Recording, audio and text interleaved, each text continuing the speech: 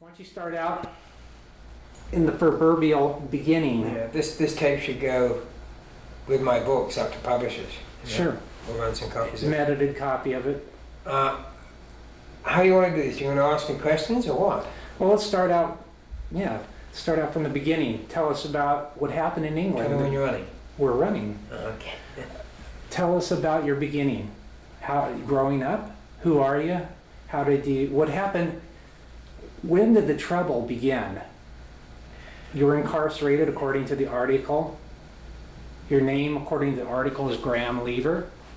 Start explaining some of that. Let's hear your side of it. I was probably trouble from the day I was born, but I don't think so. I was lucky enough to have an extraordinary childhood. I was brought up by a great aunt who happened to be the richest woman in the county. I didn't know my father, who was serving in the army, until I was about 10 years of age. And I really didn't know as a child who I was. I was called Graham Lever as a child. I've never denied that.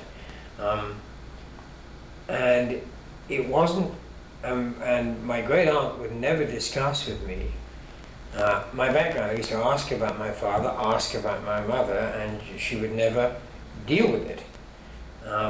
And when my father suddenly came into my life when I was 10 and just turned up one day, this man in uniform, and said, "I'm your father and I'm taking you away from here," because it was a huge shock. I'd had this incredibly rich, privileged, kind, protected childhood in a beautiful country house.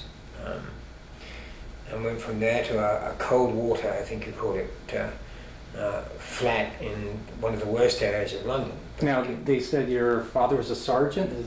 Yes, he was. He was a sergeant in a very famous English regiment called the Buffs, which is no longer around now. And when he came out of the army, because he stayed in the army after the war, he eventually studied gemology, and to give him credit where credit's due, in the course of his life he then eventually became a director of one of the largest retail jewelry chains in Europe. Finished up with a wonderful house out at Virginia Water. But my childhood, teenage years were really through a lot of his tough years getting there. So when was your first run-in with the law, per se? What happened to me was I wrote All the Queen's Men in 1979, and it was published in 1980 and in 1981, first in original paperback and then in hardback. And it's actually interesting, it created publishing history in Britain, because it was, and this is well documented, it was the first time ever that a first-time novelist in paperback had got the highest possible ratings that any book could get from the publishing community. I can only tell you what happened to me, and people will have to make their own minds up as to who is telling the truth and who isn't.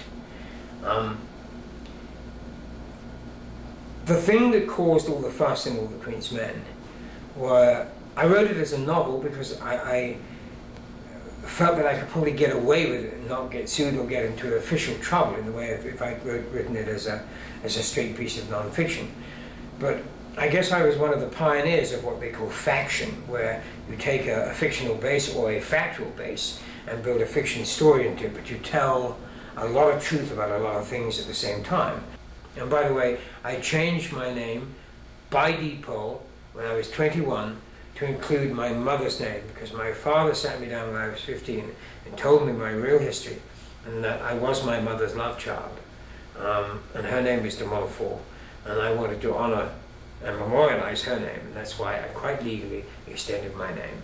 And on all my immigration papers, my passports, you name it, it's on every document I have. Well, it's quite common also.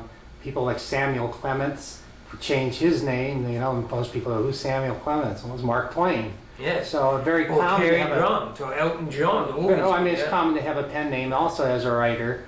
Right. But you've explained that was your mother's name. Yes, and this is my real name. And that is your real name, yes. So anyway. And you mean that your first name is Graham and then Guy? Yes. DeMontfort. Well, my full name is Graham Guy Gregoire Lever DeMontfort Laurier, which is an awful handful. Well, there is talk of a fairly senior and well-known American film producer to make a movie of the week of my life story, but I prefer writing about other people's. Most people have heard of some of the articles that have been written about you and some of the bad press that you've We're got. cut, Joe. We're cut. What do you know about this controversy? All the women that's been